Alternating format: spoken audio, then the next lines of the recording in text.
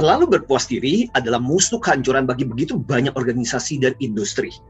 Nah, pada kesempatan ini kita akan berbicara mengenai beberapa perusahaan yang dulunya begitu sukses, begitu berhasil, keren, pencapaiannya luar biasa. Tapi gara-gara mereka terlalu berpuas diri dan lupa untuk berinovasi, dan akhirnya perusahaan ini banyak yang kemudian bangkrut. Dan ada beberapa yang masih eksis tapi cuma tinggal nama. Bahkan ada beberapa yang tidak pernah lagi mengenal nama mereka. Mari kita bicara tentang beberapa organisasi dan perusahaan. Memang rata-rata perusahaan ini adalah perusahaan yang berurusan dengan teknologi. Tapi ingat, bisa menjadi kisah semua jenis industri, bisnis apapun.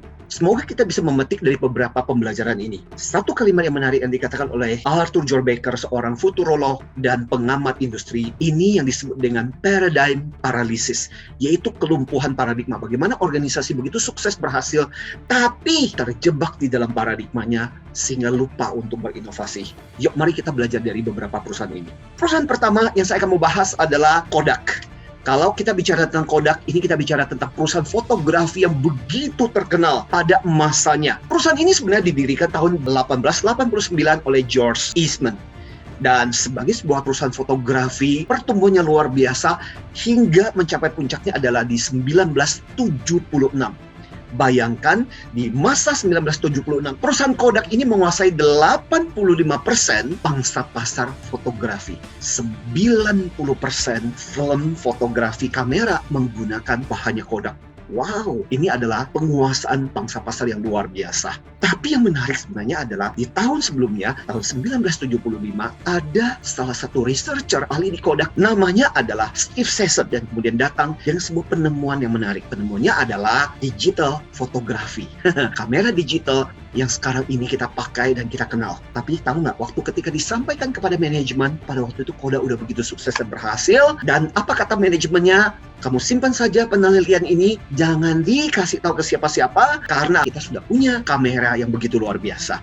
So, kebayang nggak sih, kamera digital pertama ditemukan di Kodak sendiri. Tapi mereka menganggap kalau mereka memperkenalkan dan membuat itu menjadi bagian dari bisnis mereka, takut untuk menghancurkan bisnis yang mereka sekarang ini jalani. Akibatnya kisahnya tragis. Hingga akhirnya kemudian kita tahu bahwa perusahaan-perusahaan yang sebelumnya tidak terkenal, seperti Canon, seperti Nikon, akhirnya menyalip, bahkan jauh lebih sukses berhasil daripada Kodak sendiri, dan Kodak sendiri akhirnya bangkrut di tahun 2012. Oke, dari perusahaan Kodak, kita beralih ke perusahaan yang kedua, masih ada hubungannya dengan fotografi, yaitu Polaroid. Saya ingat Polaroid, saya masih ingat dulu waktu ketika masih kecil, pernah main-main ke Taman Mini Indonesia, dan di foto ceklek gitu, langsung instan keluar. Foto yang bisa langsung kita lihat hasilnya. Polaroid. Tapi yang menarik ini adalah sebuah perusahaan yang sebenarnya sudah berdiri sejak tahun 1937 oleh Edwin Land. Nah, Edwin Land sempat memimpin Polaroid sampai tahun 1981. Cukup lama dia memimpin perusahaan ini.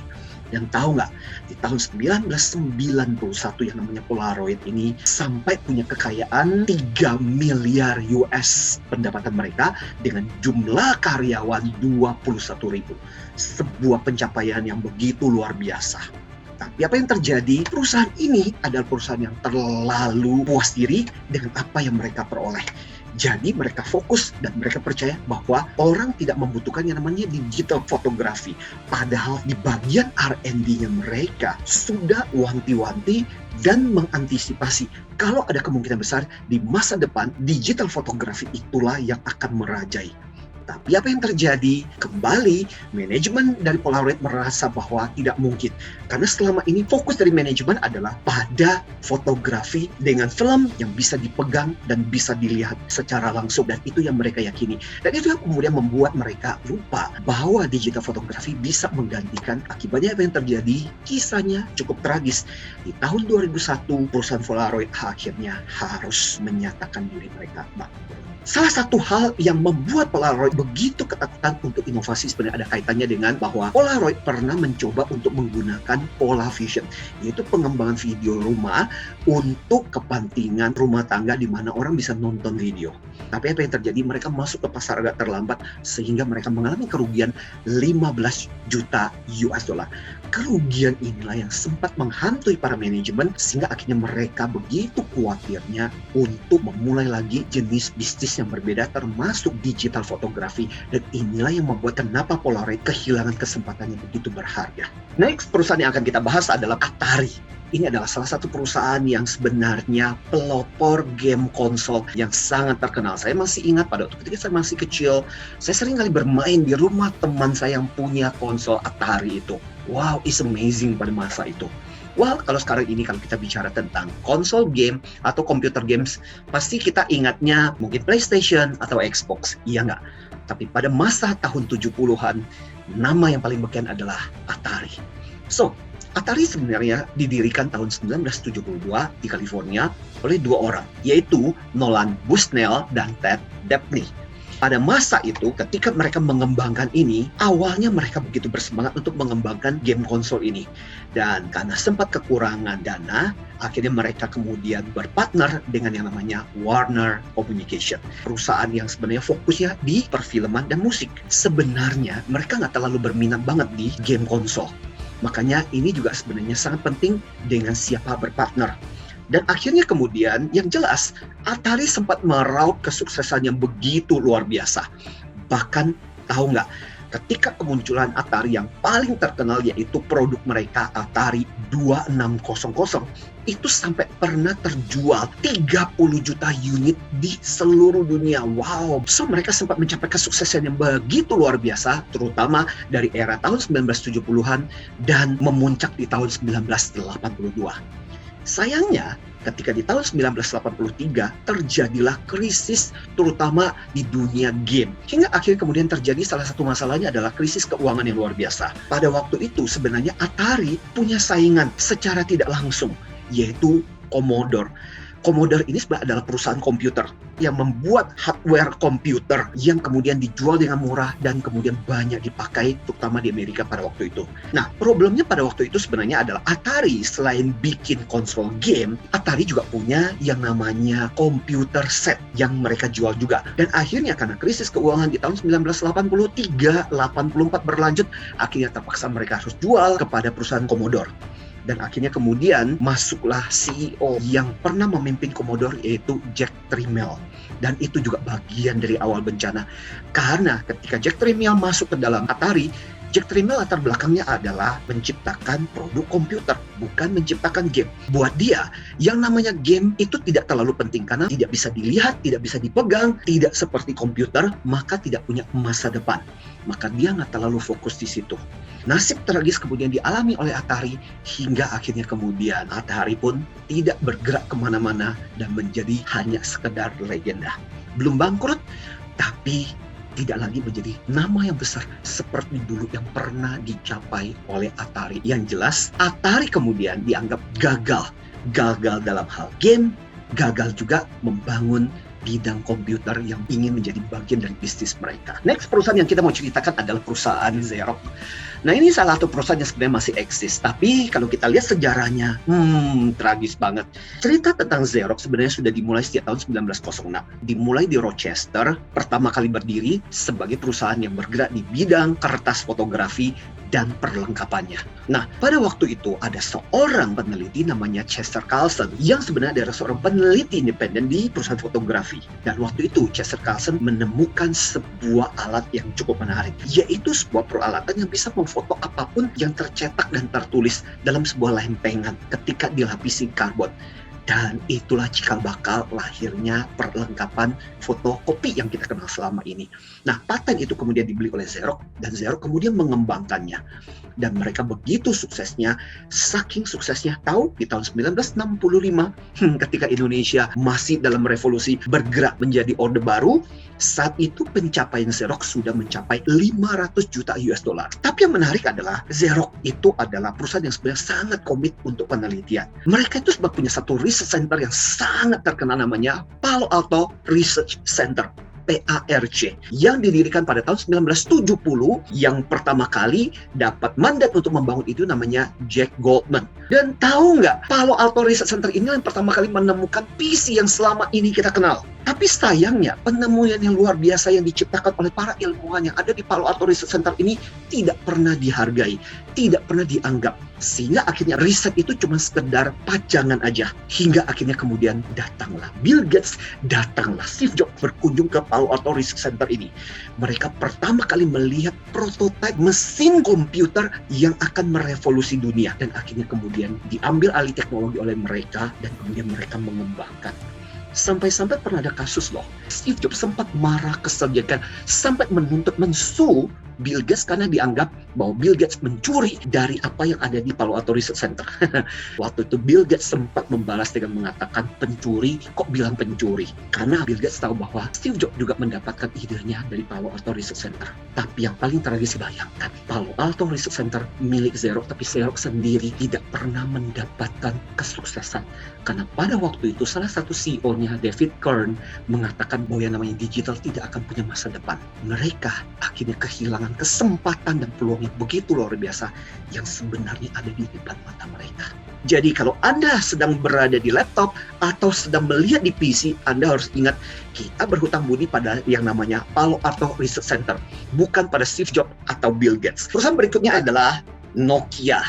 Ini juga adalah salah satu perusahaan sukses yang begitu terkenal. Mungkin beberapa di antara kita masih ingat dengan sejarah kebesarannya Nokia. Well, Nokia sendiri sebenarnya adalah sebuah perusahaan yang sudah lama, yang didirikan sejak tahun 1865 di Finlandia. Awalnya banyak yang tidak tahu bahwa sebenarnya Nokia itu adalah perusahaan yang bergerak di bidang kertas. Salah satunya adalah kertas tisu toilet. Nah, pada tahun 1969 perusahaan ini kemudian gabung dari beberapa perusahaan membentuk yang namanya Nokia Corporation.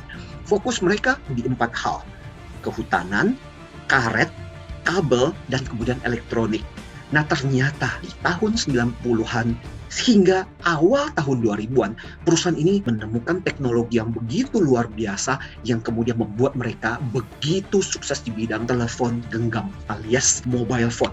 Terutama di tahun 1998, mereka kemudian merajai semua pangsa pasar, terutama di bidang telepon genggam. Mereka punya resource yang begitu luar biasa dan kesuksesan demi kesuksesan terus terjadi karena mereka adalah terbesar di dunia di telepon genggam pada waktu itu.